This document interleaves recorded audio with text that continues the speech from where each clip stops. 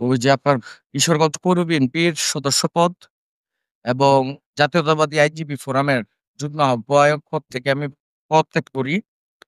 আর যেহেতু এটা অন্তর্বর্তীকালীন সরকার, সেই অন্তর্বর্তীকালীন সরকারের আ জাতীয়তাবাদী আইনজীবী ফোরাম করার কারণেই আমার আসলে এই এপিপি পদে উনারা মনে হয় নিয়োগ দিয়েছেন। মনে হয় না, উনারাই আমাকে দিয়েছেন। সেহেতু নৈতিকভাবে এবং আদর্শিকভাবে দলের কথায় বিবেচনায় তো আমি এপিপি হয়েছিলাম ভাই। তাহলে এটা তো স্বাভাবিক। নৈতিকতা নীতিবোধ থাকলে আপনি তো এখান থেকে পদত্যাগ করবেন। এইটাই আজকে ওই কার্যটা সম্পাদন করলাম। আজকে ৯/১০/২০২৫ তারিখ। আমি কার্যটা সম্পাদন করেছি এবং এপিপি পদ থেকে কেন পদত্যাগ করেছি তাহা উক্ততর কাছে সুস্পষ্ট আছে। হইছে আ এই কথাটা খুবই গুরুত্বপূর্ণ। হঠাৎ করে দেখলাম 'প্রথম আলোতে' নাইর সাহেব নাকি বলছেন যে উপদেষ্টারা সেফ এক্সিট হইতে চাচ্ছে। আখের গুছাচ্ছে। তা আখের গুছানো হইলে তো আসলে আখেরই তো গুছায় মানুষ পদ-পদবিতে যায়া।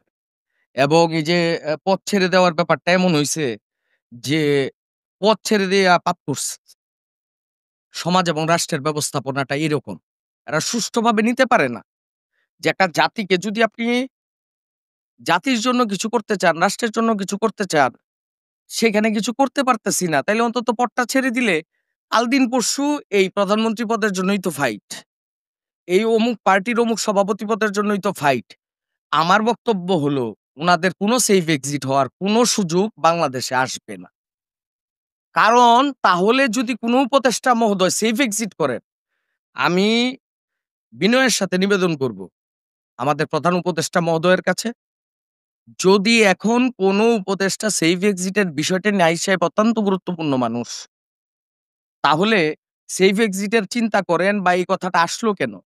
তাহলে বুঝতে হবে ফ্যাসিস্ট আওয়ামী লীগের থেকে উনি আরো বড় ফ্যাসিস্ট। এটাই সত্য। এবং দেশের জনগণ বলবে তখন কি বলবে? যে ওই বিগত সরকারের প্রধানমন্ত্রী ভালো ছিলেন। এটা সত্য। এটা তো ধ্রুব সত্য পানির মতো। কিন্তু কেউ কথাটা বলতে চাচ্ছে না।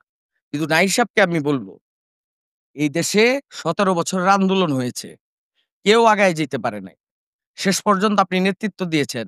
তাই আপনারও সেফ এক্সিট হওয়ার কোন সুযোগ নাই। তাই দায়িত্ব হাতে নেন। আর আমি বলব সবশেষে প্রধান উপদেষ্টা মহোদয়কে, যদি এখনো আপনি, যেহেতু আমরা আইনিভাবে জানি আপনি প্রধান উপদেষ্টা আছেন, এখনো রাষ্ট্রের জন্য আপনার কাছে কিছু করার যদি থাকে বা করার থাকলে দেশে শুদ্ধি অভিযান চালান।